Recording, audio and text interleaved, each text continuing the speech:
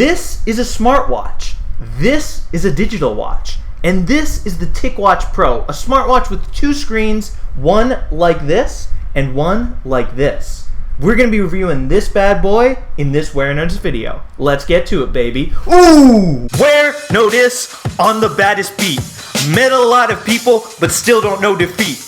Running for the White House, but I am no athlete. Got Jordans on my feet and haters in retreat. Wait, I am the CEO. Competition robotic, call him C3PO. What's wiggling Warenoticers? It's your boy, Mr. CEO, Big Daddy Shay Muma of this beautiful, awesome, fantastic technology YouTube channel that is Warenotice. And guys, today in this video, as you heard in that awesome intro I just did, that's why I'm wearing so many watches on one arm, we're going to be reviewing this bad boy, the TicWatch Pro, a Warenotice smartwatch that has not one, baby, but two different screens. It's pretty wild. Now, before we go any further, I've got to give a huge thank you to Mobvoi, the company behind the TicWatch Pro, for sponsoring this video and gifting me the TicWatch Pro for free almost 2 weeks before it even goes on sale so that I could make this video about it. They clearly know that the future of technology on YouTube is here on the Warenotice Technology YouTube channel. So now on to reviewing the about $250 TicWatch Pro.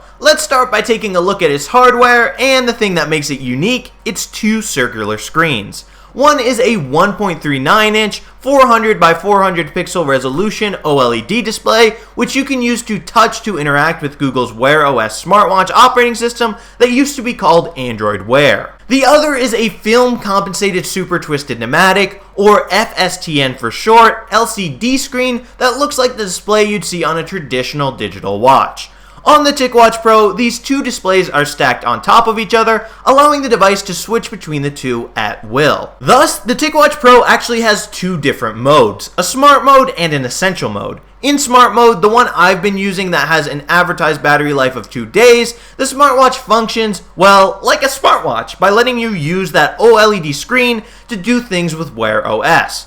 Plus, when the watch is in idle, you know, when you're not physically interacting with its screen or raising your wrist to wake up the screen, the FSTN screen gets used to function as a sort of always-on display that shows you things like the current time and your step count. I think this is super cool coming from the Apple Watch because when the Apple Watch goes into idle, its screen just goes to sleep and you can't see any information on it. Thus, I'd say that this particular TicWatch Pro experience of the watch switching between the two screens really feels like getting the best of both worlds, as some might say, and as I will say many more times in this video. Now, you can also, with a flip of a switch in the TicWatch Pro's settings app, use the OLED screen as the always-on display rather than the digital watch-looking FSTN one, but I definitely prefer that greenish LCD display being used in idle, which is not only the default setting and the one that I use, but also apparently uses less battery than the OLED screen being forever on. Now, let's talk about Essential Mode. In Essential Mode, you're locked into only using the FSTN screen, meaning that the TicWatch Pro will function a lot like a standard digital watch. In this mode, the device gets an advertised 30 days of battery life and can also still track your step count. I personally haven't been using this mode as I prefer having access to the smartwatch, but I can definitely see how this mode could be helpful for people in a jam who need to squeeze some extra battery life out of their device, or people who may not always want to use smartwatch features and thus would want to save battery life. Anyway folks, now that we've quite thoroughly covered the screens on the TicWatch Pro, let's talk about the rest of its hardware. First of all, I've got to say that I've really been liking its appearance and that I personally think it looks great. It's a very substantial, big watch. It's a 45mm one to be specific, with a beautifully shiny stainless steel bezel marked with various increments of time. I actually think I might like the look of this watch more than the Apple Watch. I mean, I really like the circular touchscreen, which, like the watch's body, is quite big, and I am certainly a fan of bigger screens. This device has just really got a classy, real watch look. When it's using its digital watch-looking screen, I think that people would have no clue that this guy is even a smartwatch unless they know what the TicWatch Pro is, of course, which is pretty cool. But anyway, guys, now on the right side of the watch's body, you'll notice two buttons. The top one can access things like Google Assistant, the app drawer, and taking you back to the watch face,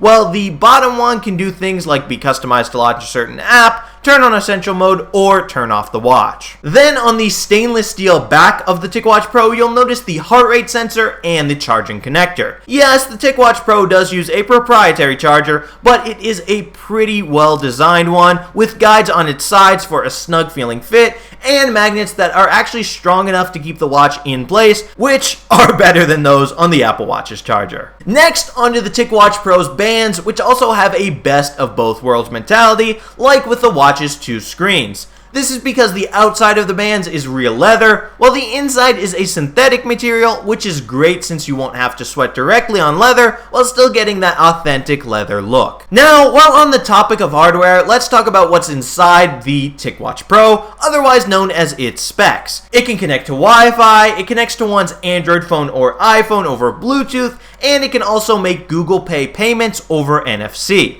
It's also got a laundry list of sensors, such as an accelerometer, a gyroscope, and an ambient light sensor, as well as a GPS, 415 mAh battery, 4 GB of built-in storage, 512 MB of RAM, and Qualcomm Snapdragon 2100 processor. It's also IP68 water resistant. Now let's talk about my experience thus far with the TicWatch Pro's battery life, something that the folks at Mobvoi specifically asked me to talk about, which does make sense because battery life is certainly an important selling point of this smartwatch.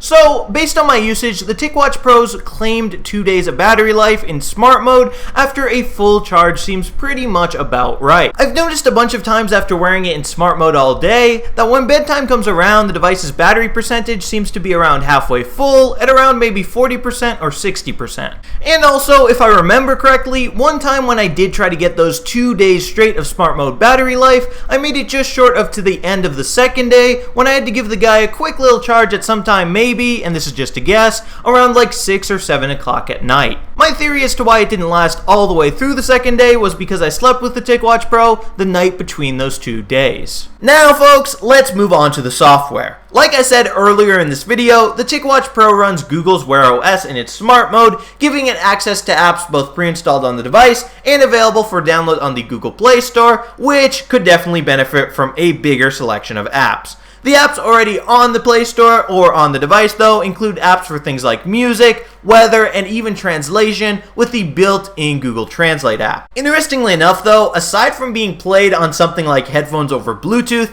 the music streamed on the TicWatch Pro can even be played on the watch's own built-in speakers if you're into that, but they are smartwatch speakers, so you probably won't be. The TicWatch Pro also has Google Assistant, a virtual personal assistant like Siri, Alexa, or Cortana, on it, accessible by simply holding that top right button that I mentioned earlier. Also, like any good smartwatch, the TicWatch Pro can alert you of your phone's notifications right on your wrist, even in my favorite way, without a noise and with a vibration. As a Wear OS smartwatch though, the TicWatch Pro is obviously not as heavily integrated into iOS as only an Apple Watch can be. Specifically, to stay connected to your iPhone, I've been using my iPhone 10 with my TicWatch Pro, the Wear OS app has to stay running in the background on your phone, meaning that you can't close out of it in the multitasking view. Also, like on any Wear OS smartwatch, you can only send texts or make phone calls on the actual TicWatch Pro if it's connected to an Android phone, sadly, not an iPhone. However, you do of course still get the notifications for those things on the watch, and you can tap a little button on the screen on the TicWatch Pro to answer the call on your iPhone.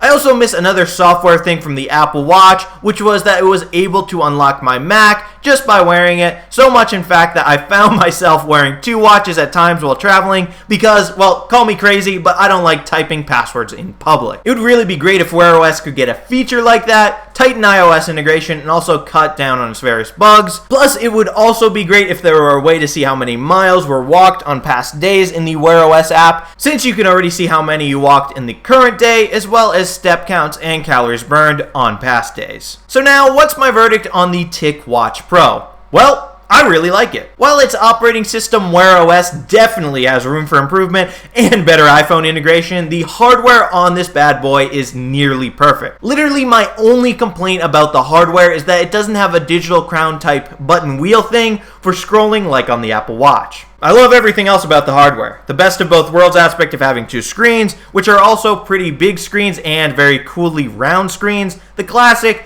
big and bold general look of the watch, and also that shiny silver stainless steel bezel, what can I say? I'm a sucker for shiny, sexy smartwatches. And with that, folks, that'll actually be all for this Warenotice video about the TicWatch Pro. So if you enjoyed this video, definitely be sure to smash that subscribe button and subscribe to the Warenotice Technology YouTube channel for more awesome technology videos just like this one. And guys, thank you so much for watching this video. I really appreciate it. And also thank you so much for subscribing to my YouTube channel. Warenotice out with the TicWatch Pro.